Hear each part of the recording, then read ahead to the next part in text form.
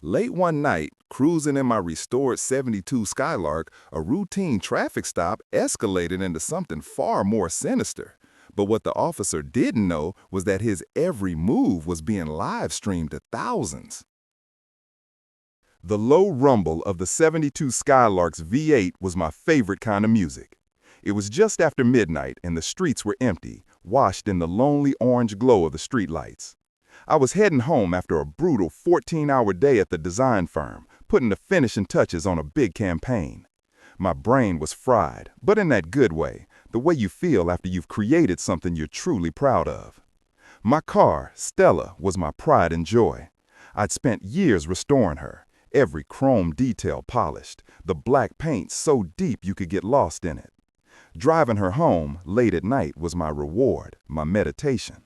That's when the world exploded in red and blue in my rearview mirror. My stomach instantly clenched into a tight, cold knot. It's a feeling I think every black man in America knows. It doesn't matter if you're a CEO or a student, a saint or a sinner.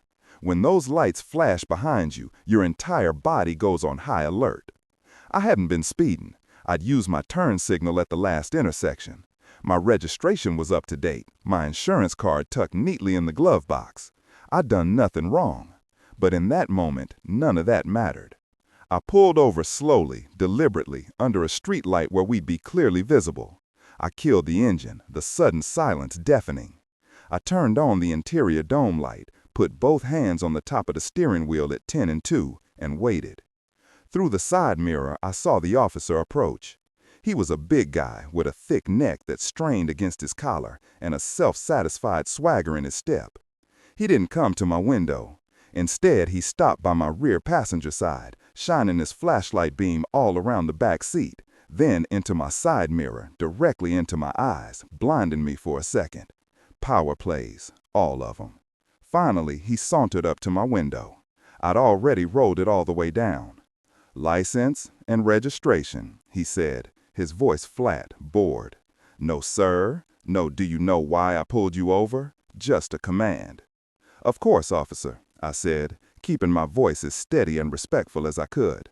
"My registration is in the glove box. I'm going to reach for it very slowly with my right hand. Is that okay?" He just grunted, his eyes scanning the interior of my car. I retrieved the documents as I described, my movements careful and measured, and handed them to him along with my license. He took them without a word and stared at my license for a long moment. "David Carter," he said, drawing my name out like it was a bad taste in his mouth. "Where you headed in such a hurry, David?" "Just home, officer. I live a few blocks away. I was working late."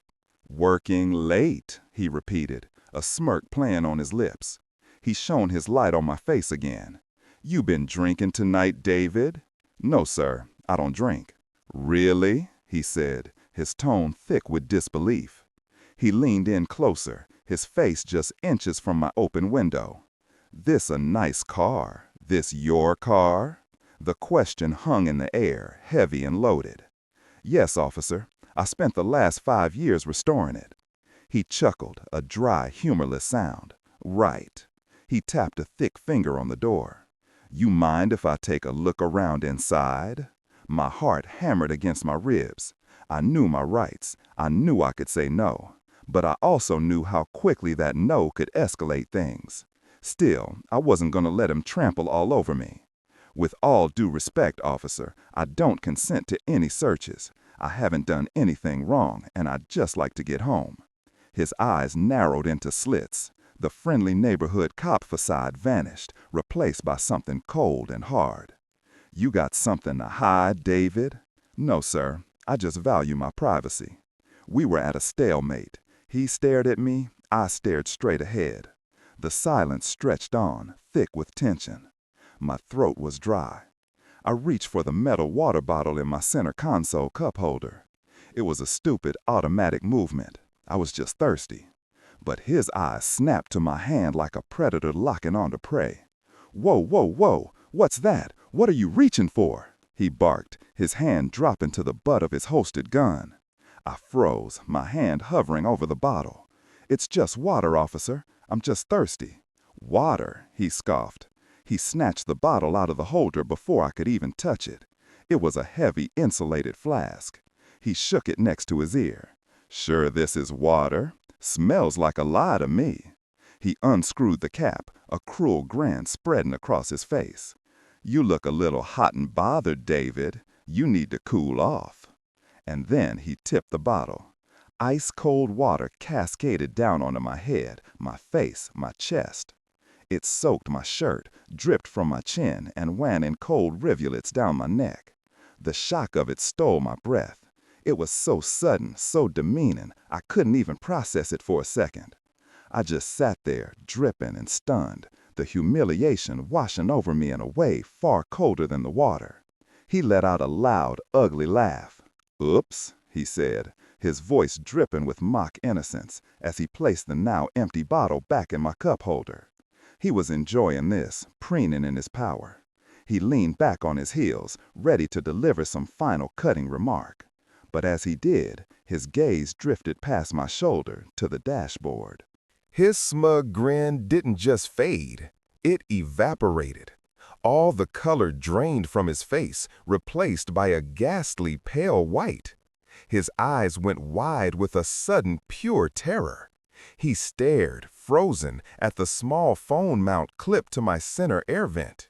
He wasn't looking at the phone itself, but at the screen. At the little red box in the corner with the word "Live" pulsing next to it, and the view counter that was ticking steadily, rapidly past 10,000.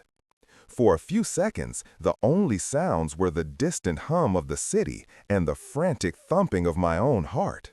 The officer, I could now see the name on his tag, Miller, was a statue carved from fear. His mouth hung slightly open, his hand still frozen near his gun. He looked from the phone back to my face, then back to the phone, his brain short-circuiting as it tried to compute the scale of his mistake. The view counter ticked past 15,000. What is that?" he stammered, his voice a pathetic, reedy whisper. The bully was gone, replaced by a scared child. "It's a live stream, Officer Miller," I said, my voice dangerously calm. I was still soaked, still humiliated, but a cold, hard clarity was settling over me. The power dynamic had just shifted, and the jolt was more powerful than any electric shock. I have a small following of car enthusiasts. They like to watch my late-night drives. "Looks like you're giving them a real show tonight." "Turn it off," he hissed, taking a step closer. "Turn that thing off right now. That's illegal evidence tampering." "Actually," I said, reciting words I'd practiced in my head 1,000 times but never thought I'd need. "In this state, it's my legal right to record any public official performing their duties in a public place. You have no expectation of privacy here. And since you're the one who committed an assault, I think turning it off would be the actual tampering with evidence." His face cycled through a series of emotions: panic, rage, desperation. He looked up and down the empty street as if searching for an escape. The viewer count hit 25,000. I couldn't read the comments flying by on the screen. They were a waterfall of text. But I could feel the collective outrage of thousands of people burning through that little screen. "Look," he said, trying a new tactic, holding his hands up in a placating gesture. "Look, man, I was just joking around. It's hot out. I was just having a little fun. Come on, David." He used my first name like we were old friends. The sound of it coming from his lips made my skin crawl. "We can just forget about this. Turn off the camera and you can be on your way. No ticket, no nothing. My mistake." "Your mistake wasn't pulling me over, officer," I said, my eyes locked on his. "Your mistake was thinking you could pour water on my head and get away with it. Your mistake was assuming I was just another guy you could push around." He was about to plead again when the squeal of tires cut him off. Another patrol car, this one coming from the opposite direction, pulled a sharp U-turn and parked behind Miller's, its headlights pinning us in a sterile white glare. A second officer got out, a man with salt and pepper hair and sergeant stripes on his sleeve. He had a stern, tired look on his face, the look of a man who had seen it all and was sick of most of it. "Miller, what's going on here?" the sergeant called out as he approached. "Dispatch said you've been at this stop for 10 minutes with no report." Miller visibly flinched. He spun around to face his superior, trying to block my car from view with his body. "Everything's under control, Sarge. Just a routine stop. Fella here was getting a little agitated, but we're all good." The lie was so bald, so pathetic, it was almost funny. The sergeant's eyes narrowed. He looked past Miller's shoulder at me. He saw my drenched shirt, the water still dripping from my hair onto the leather seat. He saw my hands still locked at 10 and 2 on the steering wheel. I didn't look agitated. I looked like a victim. "He looks a little more than agitated, Miller," the sergeant said, his voice dropping an octave. He walked around his subordinate and came to my window. "Sir, are you all right?" I looked past him, directly at the terrified face of Officer Miller. "I'm fine, Sergeant. Your officer was just concerned I was overheating. He was kind enough to help me cool down." I tilted my head towards the phone on my dashboard. "And it's all been recorded for the 50,000 people currently watching this traffic stop." The sergeant's head snapped towards the phone. He leaned down, his eyes widening as he saw the live feed, the pulsing red icon, the viewer count that was now ticking past 60,000. He straightened up slowly, a grim understanding dawning on his face. He didn't say a word. He just pulled out his own phone. He didn't make a call. He just navigated to a website, his thumbs moving with practiced efficiency. A few seconds later, I could see the reflection of my own live stream on his screen. He was watching what the world was watching. He looked from his phone to my phone, then to my soaking wet shirt, and finally, he turned his gaze on his junior officer. The look in his eyes was one of pure, unadulterated fury. It was the look of a man watching his entire department get set on fire by the sheer stupidity of one person. Miller started to stammer. "Sarge, I can explain. He was reaching for—" "Shut up, Miller," the sergeant cut him off, his voice like grinding gravel. He didn't take his eyes off his subordinate. He brought his phone to his ear, but I noticed he didn't press call.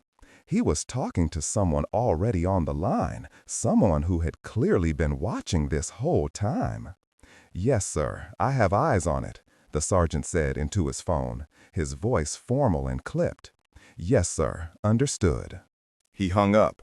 The entire street was silent again, a tableau under the humming streetlights. Miller looked like he was about to collapse. The sergeant took a deep, steadying breath. Then he looked directly at me, and then at my phone, as if addressing the entire world. His voice was cold, official, and utterly final. "Mr. Carter," he said, and the use of my last name was a formal recognition I hadn't expected.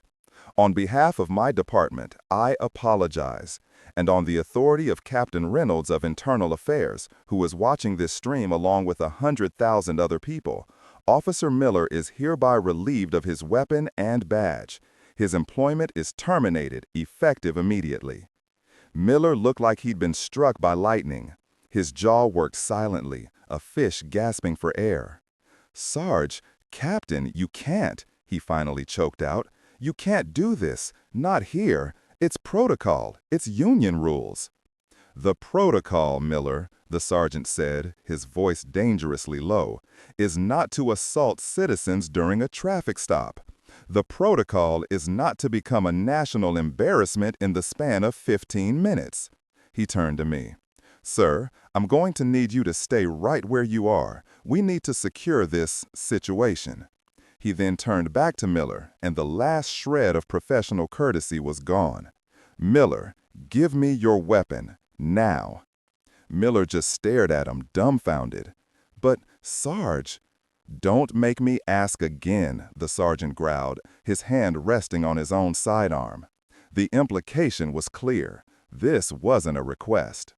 With trembling hands, Miller unholstered his gun, holding it awkwardly by the grip. The sergeant took it from him with a practiced, efficient motion, engaged the safety, and tucked it into the back of his own belt. Now the badge. Miller fumbled with the clip on his uniform, his fingers clumsy and useless. After a moment, he finally tore the badge from his chest, the Velcro making a ripping sound that seemed unnaturally loud in the silence. He held it out, a piece of cheap metal that had, moments before, been the source of all his power. The sergeant took it without a word. "Now get in the back of my car. Sit there and do not say another word until you are told to," he commanded. Miller, now just a man in a costume, looked completely broken. He shuffled over to the sergeant's car like a condemned prisoner, the swagger he'd had minutes ago utterly gone, replaced by the shambling gait of defeat. The sergeant watched him go, then took a long, weary breath and came back to my window. He looked exhausted. "Mr. Carter," he said, "my name is Sergeant Davis. I cannot apologize enough for what happened here tonight. This is not how we conduct ourselves." "It seems like it's exactly how Officer Miller conducts himself," I replied, the anger still simmering beneath my calm exterior. He winced but nodded. "You're right. There's no excuse for it. None." He gestured towards my phone. The viewer count was now over 250,000. "I assume that's still live?" "It is." "Good," he said, surprisingly. "Let them see it. Let them see this is what happens. We have to take a formal statement from you, and we'll need a copy of that recording as evidence. I can tell you right now, beyond the termination, the DA's office is going to be very interested in this. Assault under color of law is a serious felony." For the next hour, the street transformed into a full-blown crime scene, which was surreal considering I was the one who had been pulled over for a phantom traffic violation. 2 more patrol cars arrived, along with a plainclothes detective who introduced himself as Detective Harding. He was a sharp, no-nonsense man who took my statement with a quiet professionalism. He asked me to airdrop the entire unedited video file from my phone directly to his. I did. The live stream had ended, but not before I gave my viewers a quick update, promising to keep them informed. The number had peaked at just under 500,000 simultaneous viewers. My little car channel was about to become something very, very different. As they were finishing up, a tow truck arrived for Miller's patrol car. He was still sitting in the back of Sergeant Davis's vehicle, a ghost in the shadows. They were treating my Skylark, Stella, as part of the scene for now. They offered me a ride home, which I accepted. As I was getting out of my car, gathering my wallet and keys, Detective Harding paused. "Mr. Carter," he said, a strange look on his face. "This Officer Miller, this wasn't his first complaint. Not by a long shot. We've had a dozen excessive force or abuse of power complaints against him in the last 2 years." My blood ran cold. A dozen? And he was still on the street? With a gun? Harding sighed, rubbing the back of his neck. They were all he said situations. No video evidence, no credible witnesses. Miller was always good at picking his targets. People he thought wouldn't be believed. People who wouldn't fight back. Internal affairs could never make anything stick. The union lawyer would get involved, and it would all just go away. He looked at the phone I was still holding in my hand. "Until tonight.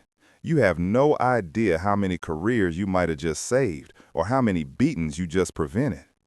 The words hit me hard. This wasn't just about me anymore. It was about every person Miller had bullied, every person he had intimidated, every person who never had a camera to back them up. The next few days were a blur of media requests, lawyer meetings, and notifications from the district attorney's office. They were fast-tracking the case against Miller. With the video evidence, it was an absolute slam dunk. Assault, battery, official misconduct, they were throwing the book at him. The police department, desperate to contain the PR nightmare, was cooperating fully. The police union, for the first time anyone could remember, issued a statement condemning Miller's actions and announcing they would not be providing him with legal representation. He was on his own. The trial date was set for an unbelievably quick 6 weeks away. My lawyer, a sharp woman named Sarah Jenkins, who had taken my case pro bono after seeing the stream, was ecstatic. "It's unheard of, David," she told me. "They want this over. They want to make an example of him so they can start to repair the damage." The day of the trial arrived. The courtroom was packed. Every news station in the city was there. Miller sat at the defendant's table, looking small and deflated in a cheap suit. He refused to look at me. The prosecution presented its case, which consisted of one simple, powerful piece of evidence: my video. They played the entire 20-minute clip, from the moment the lights flashed in my rearview mirror to the moment Sergeant Davis terminated Miller's employment, on a giant screen for the jury to see. You could hear gasps in the courtroom when the water was poured. The jurors sat stone-faced, their eyes glued to the screen. It was over in less than a day. The jury was out for exactly 30 minutes. When they came back, the foreman, a middle-aged woman with a starred expression, handed the verdict to the bailiff. The judge read it aloud, his voice echoing in the silent room. "On the charge of assault, we, the jury, find the defendant, James Miller, guilty." A wave of relief washed over me so powerful I felt lightheaded. It was justice, real, tangible justice. But then the judge continued. "On the charge of official misconduct, guilty. On the charge of battery, guilty." He put the paper down and looked directly at Miller. "Mr. Miller, your actions were a disgrace to the uniform you once wore. They were not just an attack on Mr. Carter, but an attack on the very trust this community places in law enforcement. Sentencing will be in 2 weeks. Bail is revoked. The defendant is remanded into custody." 2 bailiffs moved in, pulling Miller to his feet and cuffing his hands behind his back. As they led him away, he finally turned and looked at me. There was no remorse in his eyes, only a raw, burning hatred. And he mouthed 2 words at me across the courtroom, a silent promise that chilled me to the bone. "You're dead." That silent threat hung in the air long after Miller was gone, a toxic cloud in the supposedly sanitized air of the courtroom. For 2 weeks, I lived with a knot of anxiety in my stomach. Sarah, my lawyer, assured me it was just the impotent rage of a disgraced bully. "He's going to prison, David," she said. "He's a convicted felon. He can't own a gun. He's powerless." But I'd seen the look in his eyes. It wasn't the look of a man who was finished. It was the look of a man who had nothing left to lose. The day of the sentencing arrived. The courtroom was just as packed. This time, the judge allowed me to give a victim impact statement. I walked to the podium, my hands shaking slightly, and looked at the man who had tried to humiliate me. He was in an orange jumpsuit now, the swagger replaced by a sullen pout. "Your Honor," I began, my voice steadier than I expected. "2 weeks ago, James Miller tried to take my dignity. He saw a black man in a nice car and saw a target, not a person. He used his badge not as a shield to protect, but as a weapon to intimidate. He thought I was powerless. He thought I was alone. But what he didn't realize is that in this day and age, no one has to be alone." I talked about the thousands of messages I'd received, messages from people of all races and backgrounds who had their own stories of being bullied by those in power. I talked about how that simple act of pressing go live had given a voice to so many who felt voiceless. What Mr. Miller did to me was wrong, I concluded, looking directly at him. But the system he was a part of, the one that allowed a man with a dozen complaints against him to continue carrying a gun and a badge, is what's truly broken. Convicting him is justice for me, but changing that system is justice for everyone else. When I finished, the courtroom was silent. The judge looked down at his papers for a long moment before speaking. He gave a blistering speech about the abuse of public trust, about the cancer of unchecked authority. Then he delivered the sentence.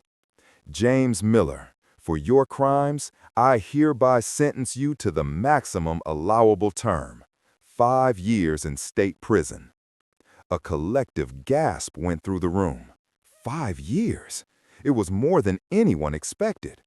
As the bailiffs pulled him to his feet again, Miller started screaming. Vile, racist slurs directed at me, at the judge, at the jury. It was a terrifying, pathetic explosion of the poison he'd kept hidden under a thin veneer of authority.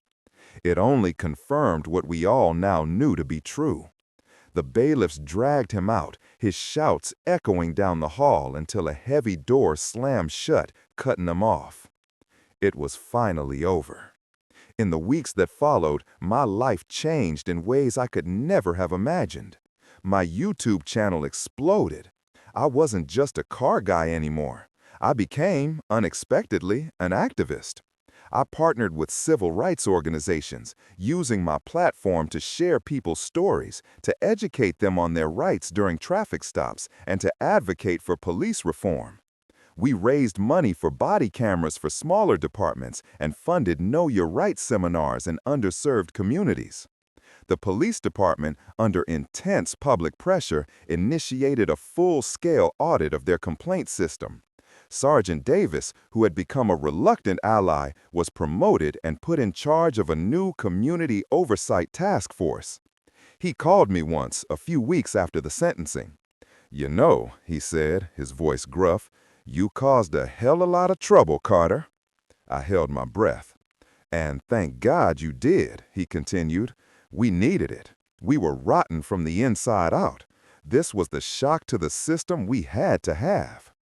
About a year later, I was finally able to get Stella back from the impound lot. She was a little dusty, but otherwise unharmed.